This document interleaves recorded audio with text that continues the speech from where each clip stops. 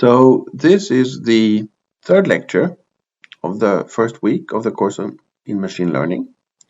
And the topic of this lecture is intelligent autonomous systems and artificial intelligence. When artificial intelligence was founded in 1956, it was not so long ago, less than 10 years, since Thomas Watson, the CEO of IBM, made the famous statement that probably not more than 5 computers are needed in the whole world. Of course, some time had gone since that day, but still, we had a world where computers were rather rare compared to other phenomena, to other things. We maybe not have 5 computers, but we didn't have thousands of computers. We didn't have millions of computers, have billions of computers. And of course, many early works in artificial intelligence could not avoid to be influenced that we talked about computers, and we talked about whether computers could do stupid things or intelligent things. Today the world has changed, and of course also everything has to change with it. So today we don't talk about 5 computers. We talk about billions of artifacts in the world that can be more or less intelligent. And it can be vehicles. It can be vehicles on our roads. It can be vehicles in a terrain. It can be vehicles on the water. It can be like drones in the air. It could be all kinds of robots, either in our industries, but also in our homes, like vacuum cleaners and other machines.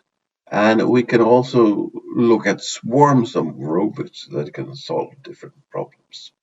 So we face now a situation where we are surrounded by potentially more and more intelligent autonomous entities. And of course, there is a role now for various scientific areas like artificial intelligence to try to make sense out of the situation we face. So what I want to discuss with you now is an attempt to have an abstract view of an intelligent autonomous system. And for the moment, let's forget that we have this gigantic system of billions of artifacts that all single. Each one of them can be intelligent, and of course, what do we say about the whole system? That's another problem. So let's stay with looking at one of these entities at a time, which of course is a simplification, but we have to start somewhere. So for any intelligent agent, human or animal or artificial, there are certain things that must be in place. So first of all, as an entity, you have to have the model of the world you live in or act in. So this means that you have to have a representation of what's around you. So the model of the world is crucial, and it can have many forms, but it has to be there. Because if you don't have any model of the world, how can you perceive? How can you think? You cannot. So this means the model must be in place. But given a model of the world, you have the first process, which is the perception. So when you act as an entity in this world, which of you have a model of, you have the problem of efficient perception, which means that you have to have measurements, make measurements, or sensory observations. And from these sensory observations, you have to collect the relevant data in every situation, and from the relevant data you have to aggregate and abstract. And then, given that you have a perceptions of the situation at hand, then you need some reflection, some analysis, some reflection, some reasoning about the situation as a background for action. Because for an entity in the world, you have to act. There's no idea to perceive if you don't have an intention of acting.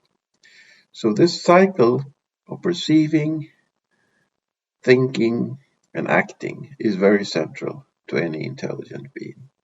And all these steps have their sub-steps. So for acting, you have to plan what to do. And when you don't have a plan, you have to configure actions. And when you have set up a good configuration of actions as with your plans, then you have to perform these actions. So we can say that, and all these, of course, all these steps have to be performed in terms of a model of the world. And then at the bottom here, we have learning. So this means, of course, for any intelligent being, you cannot just repeat the same behavior time after time.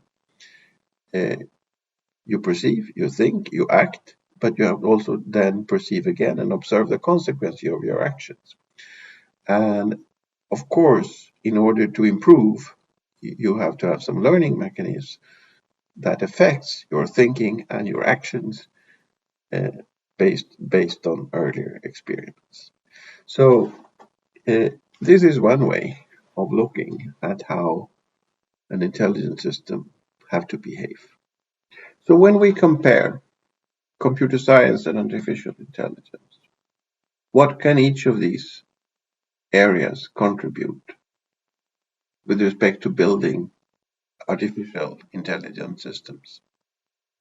So, of course, you can do a lot with computer science, but what I want to argue here is there are some fundamental differences between what characterize the core methodology and technologies in computer science.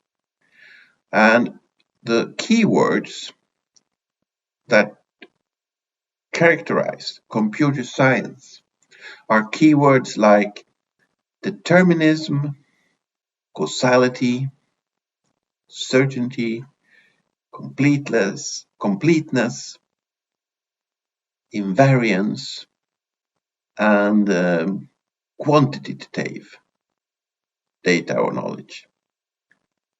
So the ideal in computer science is that you can characterize the situation you are in a complete way. And then you can create algorithms that in a deterministic and causal fashion derives some consequences. So it's an ideal world in a sense because it presupposes, at least for each partial situation, some complete and certain information in order to derive the inference. And as we all know, an intelligent autonomous system lives that acts in the real world cannot always rely on such a situation. So this means that for many purposes, computer science makes sense because certain situations are complete, certain, and we can use computer science to devise methods that can make a system function. However, there are many situations which are uncertain, where we lack of complete information, and we cannot rely on only quantitative data. We have to combine the use of qualitative data or quantitative data we may need to look for non-deterministic solutions. And we may also need to have a behavior of the system that is adaptive and not invariant. So for me, this distinction, these distinctions, given these keywords, are the crucial difference. And for me, it's the basic argument why the artificial intelligence techniques that set out to handle the non-complete, the uncertain, the non-realistic, the mixed quality situation in the long run will have a better prognosis of making useful systems. So if we now turn to how work, research in artificial intelligence has been performed during the last 60 years. The key division work has been on the three aspects: knowledge representation, automated reasoning, and machine learning. Knowledge representation focusing how to model the world, automated reasoning focused on how, based on perception, make the necessary steps to generate adequate actions. And then finally, machine learning, which are the mechanisms that make it possible to improve the reasoning process. So this is one dimension. Then it's obviously so that for knowledge representation, artificial intelligence has worked with two kinds of representation types, symbolic and sub-symbolic. And this is of course also affect the kind of reasoning you can perform. So for symbolic representation, it's one kind of reasoning, for sub-symbolic another. For symbolic representation is one kind of learning techniques, and for sub-symbolic another. And you can see on this slides examples